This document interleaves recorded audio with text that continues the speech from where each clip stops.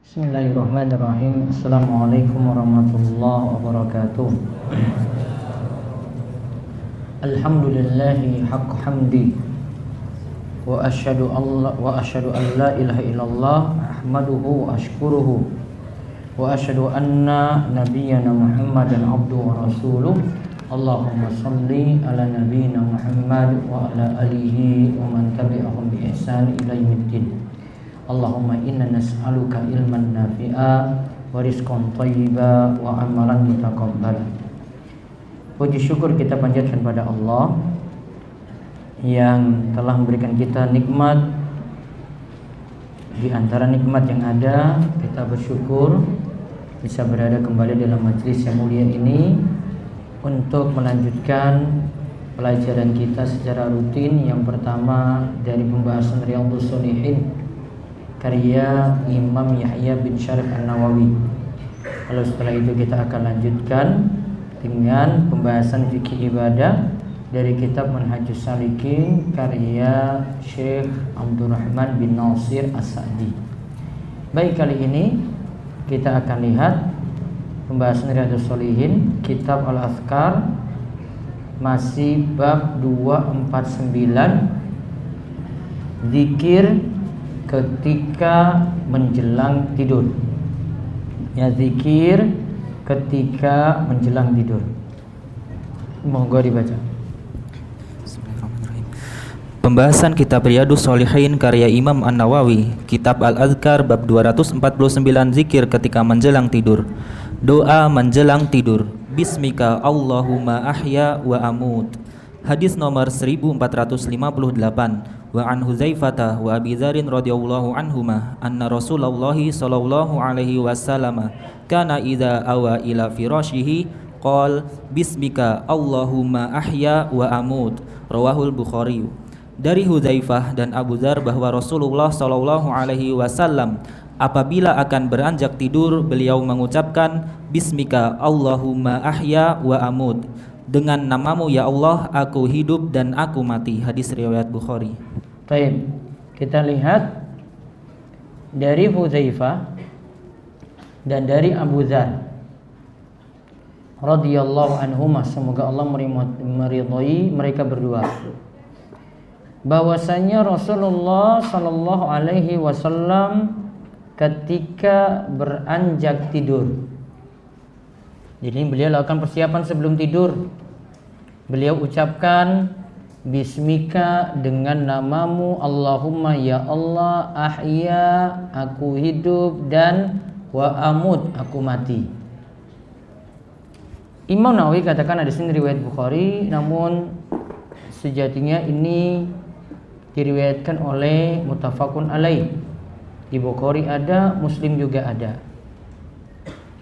Namun Allah alam, kalau merujuk pada pernyataan Imam Nawawi, teks tadi bismika, cara bacanya ya, bismika Allahumma ahya wa amut, saya sendiri belum menemukan lafaz semacam ini di Bukhari. Maka di bawahnya ada beberapa lafaz nanti, doa sebelum tidur. Ini sebenarnya sudah kita bahas di edisi 34. Namun ada beberapa faedah dari kitab yang lain, nanti akan saya sebutkan. Saya ulang lagi beberapa lafal doa sebelum tidur. Ya, saya baca dulu beberapa lafal doa sebelum tidur. Lihat ya perbedaannya ya. Kalau di atas tadi bismika Allahumma ahya dulu ya, baru amut. Bismika Allahumma ahya wa amut. Bisa dibaca langsung nyambung, bismika Allahumma, enggak dipisah. Bismika Allahumma ahya wa amut. Lihat lafaz yang lainnya. Hadis Bukhari nomor 6312. Bismika amutu wa ahya. Tidak pakai Allahumma. Bismika amutu wa ahya. Lalu hadis Bukhari 6324. Bismika Allahumma amutu wa ahya. Allahumma di tengah, namun amutu dulu baru ahya.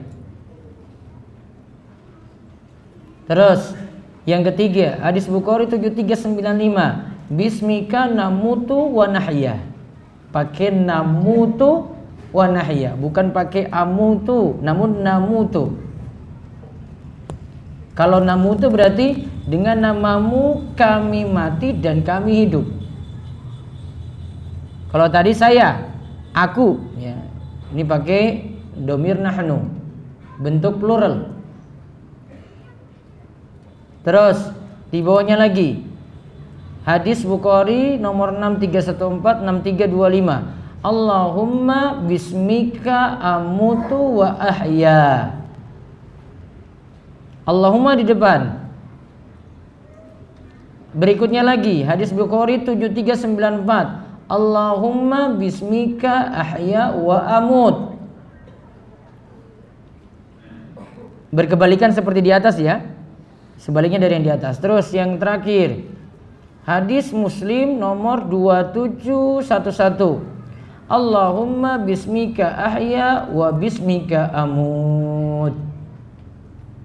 Allahumma bismika ahya wa bismika amut. Bismikanya disebut 2 kali. Berarti yang pakai bismika duluan, Allahumma di tengah, itu cuma pada lafaz kedua. Namun amutu dulu baru ahya. Amutu dulu baru ahya. Namun kalau pakai ahya dulu baru amut, ahya wa amut, itu di lafaz keberapa berarti? 1, 2, 3, 4, 5 berarti. Tapi Allahumma di depan. Allahumma bismika ahya wa amut. Jenengan sendiri pakai apa? Bismika dulu apa Allahumma dulu? Bismika terus Allahumma. Ahya dulu apa amut? Ahya dulu. Oh berarti persis kayak gini berarti. Kayak Imam Nawawi. Bismika Allahumma ahya wa amut. Atau bismika diulang 2 kali? Sekali. Macam-macam. Nah enggak, biasanya di Jogja itu kompak gitu kalau di Jogja. Kayaknya TPA-nya 1 guru itu dulu. Nih, saya perhatikan di sini sama. Kalau di sini bacanya gini, di Gunung Kidul juga sama. Oh, ini berarti dari dulu ini 1 guru ini semuanya. Namun yang lafaz-lafaz yang ditemukan seperti ini. Ya, lafaz-lafaz yang ditemukan seperti yang saya sebutkan di sini. Nah, terus dibaca di bawahnya. Sekarang kita lihat faedah hadis. Faedah hadis yang pertama, dianjurkan membaca zikir di atas ketika akan beranjak tidur. Dianjurkan baca zikir di atas ketika akan beranjak tidur. Ya, ini mau tadi kata disebutkan dalam hadis, karena iza awa ila firashihi. Jika hendak berada di ranjangnya, itu dia akan tidur. Berarti dia sudah persiapan zikir dulu. Nah, terus yang kedua. Yang kedua, hadis di atas menunjukkan keutamaan berzikir ketika akan beranjak tidur. Nah, ini menunjukkan keutamaannya karena langsung diperintahkan oleh Nabi SAW atau jadi praktek dari Nabi SAW. Dan ingat, sunnah Nabi SAW berputar antara 1. Perkataan, 2. 1 perkataan qaul, 2 perbuatan fi'il, 3 takririyah penetapan, dan juga nanti ada tambahan lagi akhlak atau penampilan. Namun yang inti dulu yang kita bahas tentang sunnah Nabi SAW 3 ini, yaitu 1 ada perkataan di situ, 2 ada sunnah Nabi SAW berupa perbuatan, 3 berupa takririyah ketetapan. Misalnya berupa perkataan tadi Nabi SAW baca bacaan tadi berarti. Ketika beliau beranjak tidur baca bismika Allahumma ahya wa amut atau bismika Allahumma amutu wa ahya. Nabi SAW baca ini. Berarti sisi perkataan. contoh perbuatan. Nabi praktekkan sendiri berarti. Misalnya dari gerakan-gerakan sholat.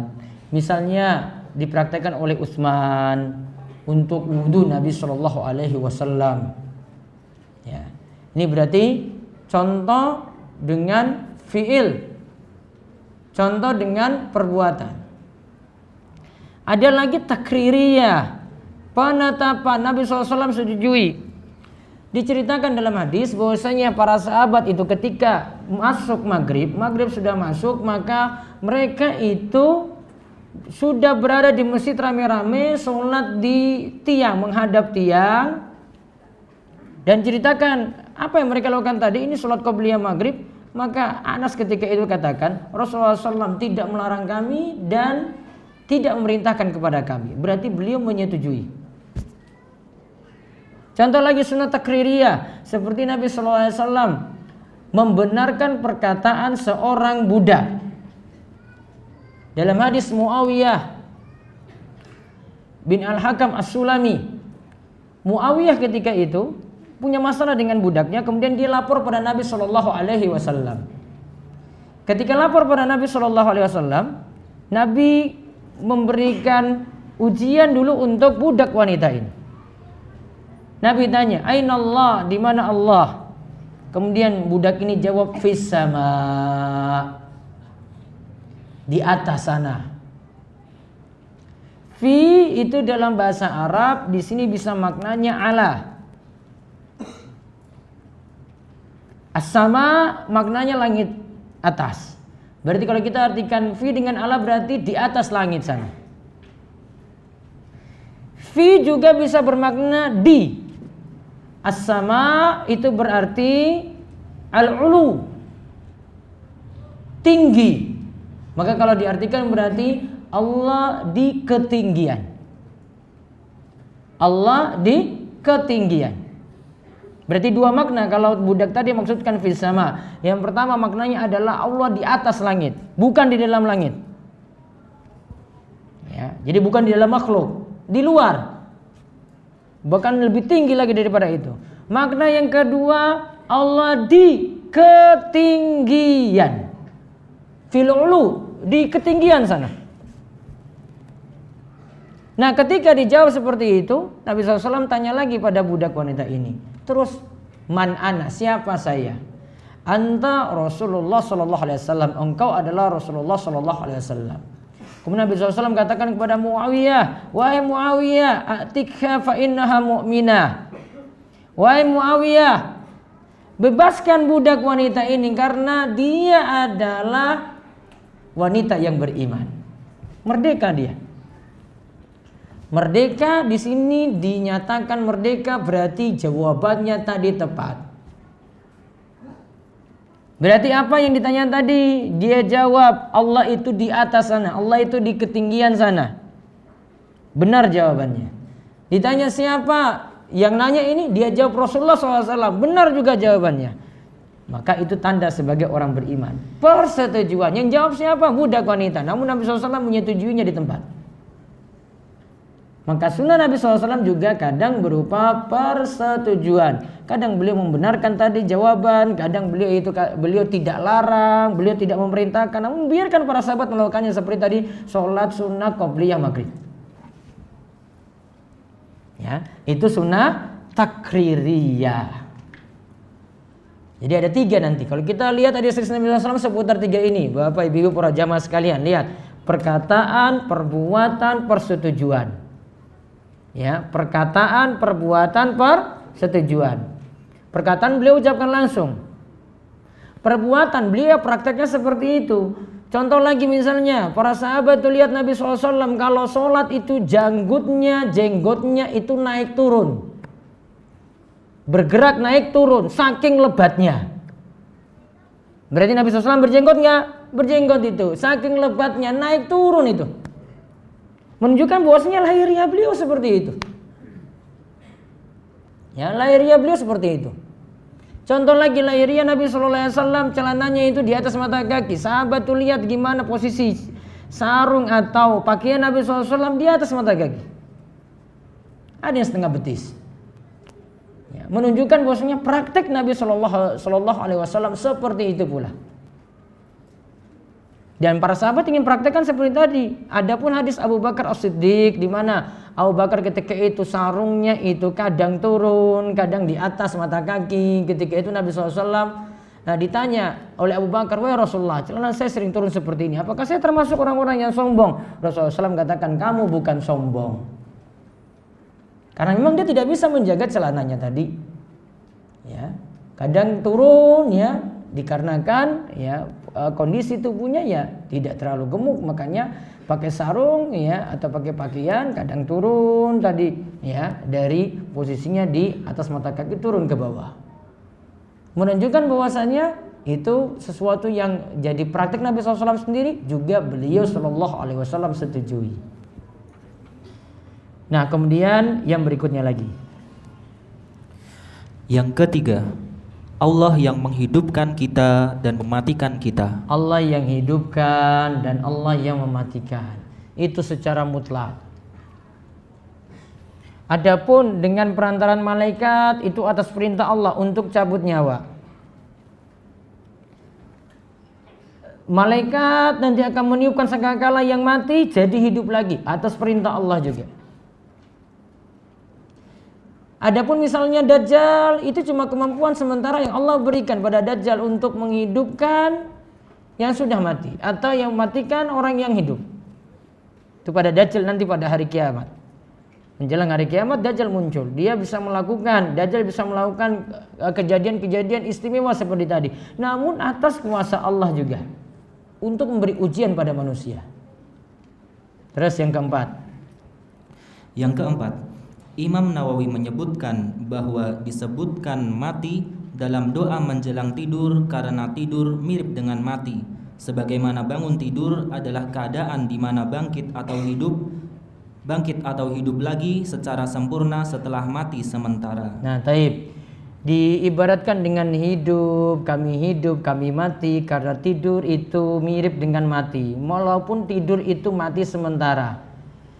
Nah, bisa jadi ada yang matinya itu berlanjut. Bangkit, kalau kita hidup, ya, kami hidup, kami mati, atau kami mati, kami hidup. Dihidupkan sini maksudnya dibangkitkan dari tidurnya lagi, dibangunkan dengan sempurna, sehingga dia jalani aktivitas lagi seperti biasa. Dimisalkan seperti itu. Terus yang kelima. Dianjurkan berzikir sebelum tidur. Kata Al-Qadhi Iyad adalah agar menjadikan zikir kepada Allah sebagai akhir perkataan, sedangkan bangun tidur diawali dengan zikir agar awal pagi dimulai dengan kalimat thayyib, perkataan yang baik. Taib. Kita lihat awal kita tidur ditutup dengan zikir. Kata Al-Qadhi Iyad tujuannya sebagai akhir perkataan. Maka diharapkan di situ akhir hidup yang baik nantinya. Kalau itu seandainya dianggap selesai.